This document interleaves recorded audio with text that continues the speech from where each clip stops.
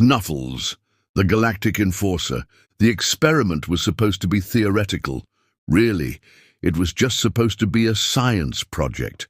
A cool one, sure, but nothing that should have punched a hole in reality. Yet here, Cadet Emily Carter stood, staring at the jagged, smouldering void where her classroom wall used to be. The miniature FTL drive she'd built, powered by a weird meteorite she'd found in the Rockies, hadn't just worked, it had worked. One moment it was humming softly, the next it had vanished in a blinding flash, tearing through space-time like an over-caffeinated squirrel on a power line. And because the universe had a sense of humor, her school rewarded this groundbreaking scientific discovery with suspension. "Miss Carter," her teacher had said, rubbing his forehead, leaving a red mark from overuse as sirens blared in the distance, "I told you to do the baking soda volcano." And that was how Emily found herself at home, grounded, flipping through an old sci-fi novel while her cat, Snuffles, snored on her lap like an out-of-shape dragon. Then the Galactic Council agents arrived. Two tall, gleaming silver figures materialized in her room, looking like futuristic chess pieces with way too many eyes. "Emily Carter," one intoned, "you have been selected for the Galactic Academy of Advanced Minds." Emily blinked. "Excuse me." "You have proven that humanity possesses the potential for faster-than-light travel," the other said. "Thus, you are granted entry to our most prestigious institution." Emily glanced at Snuffles, who flicked an ear, but otherwise remained unimpressed. "Cool," she said. "Couple things. One, my parents are never home, so I'll sign my own permission slip. Two, I'm bringing my cat." The agents exchanged a glance. "You will be solely responsible for the Earth creature." Emily shrugged. "Deal." And just like that, she was off to school. The first thing Emily noticed when she arrived was that the Galactic Academy was not a place where kids played nice. The moment she stepped into the enormous gravity-shifting hallways, every alien student turned to stare. "A human," someone whispered. "They never last long," another snickered. Then the bullies came. A massive four-armed lizard-like creature, twice her size, swaggered up, flanked by a bug-eyed squid kid and something that looked like a walking meatloaf. "Well, well," the lizard sneered. "Another human, don't bother unpacking." He cracked his knuckles, all 8 of them. "You won't be here long." Then he tried to shove her back through the door. And that's when Snuffles moved. In one smooth, completely unnatural motion, the cat expanded, like a balloon inflating with pure muscle. 1 second, he was a 10-pound house cat.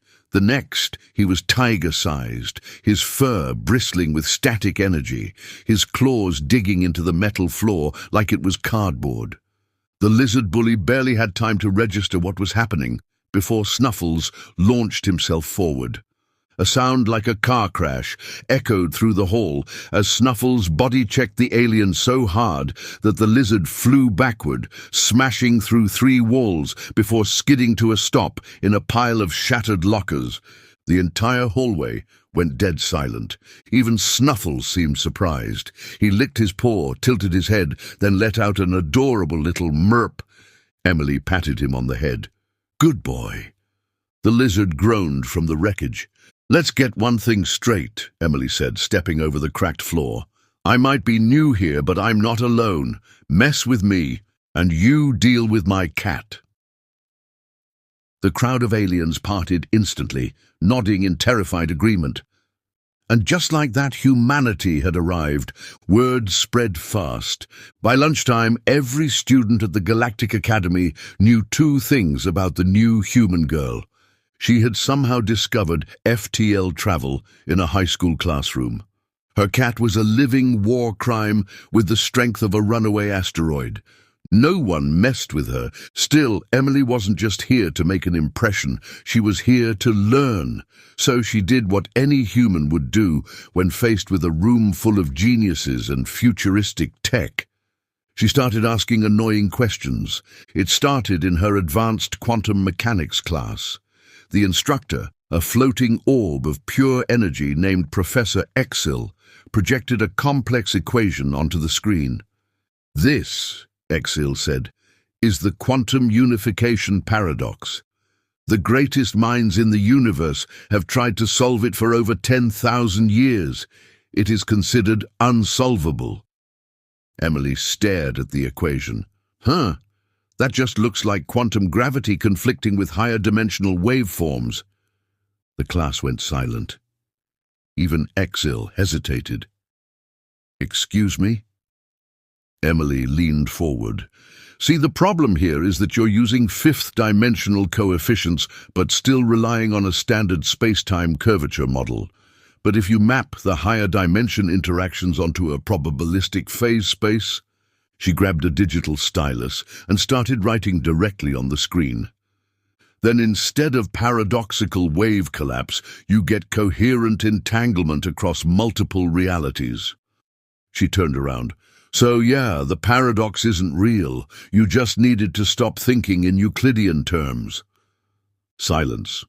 Absolute, stunned, universal silence. Professor Exil's energy field flickered like a broken light bulb. One of the smartest students in the class, a gelatinous alien with 3 brains, fainted. "That," Exil's voice crackled, "that shouldn't be possible." Emily shrugged. "Humans tend to figure stuff out when you tell us we can't." Then Snuffles, still oversized from the morning's events, casually leapt onto Emily's desk, making a massive dent in the reinforced metal. The professor flinched. "And your companion?"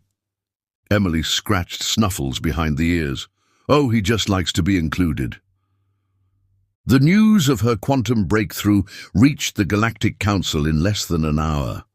Within moments, Emily was dragged into a massive glowing chamber where towering alien diplomats debated her existence. "This human has solved the quantum unification paradox," one of them declared, "something we have failed to do for millennia." "This cannot be," another shouted. "She has broken the laws of physics." Emily yawned.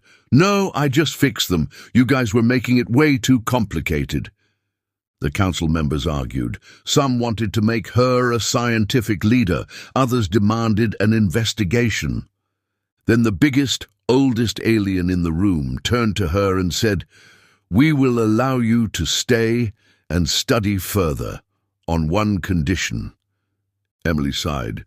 "If this is about my cat, your Earth beast destroyed a security wall and injured 2 guards." She glanced at Snuffles, who was licking his massive paw. "Sounds like a them problem," she said. The council groaned, but in the end they let her stay. Because the truth was undeniable. Humans were here to stay, and no one, not even the universe's greatest minds, could predict what they'd do next. Not even the humans themselves knew the answer to that.